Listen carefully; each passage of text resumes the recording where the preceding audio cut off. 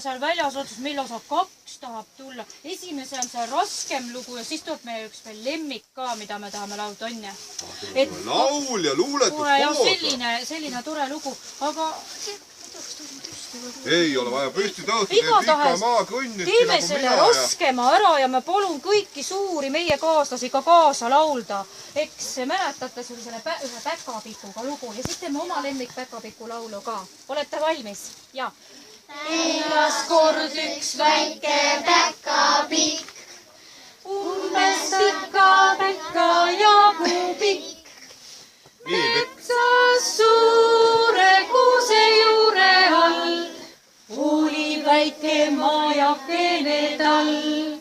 Iga kord, kui saabus jõuluöö, algas päkapikul tähtis töö.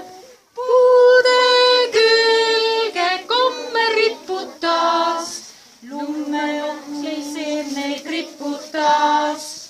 Keemakannul palju lapsi käis, kuni igaüks sai kõhu täis. Kõik nad kiitsid päkapiku meest kena jõulukingituse eest. Aga nüüd on meie lemmik. Väga tubli. Väga tubli. Tehke ise endale üks suur nõus. Üks meie lemmik ka tuleb nüüd. Selle me peame ära ka. Kas te mäletate seda viise? Päkapikk väike on akna taga kuss, otsib, kus peidus olla võiks suss.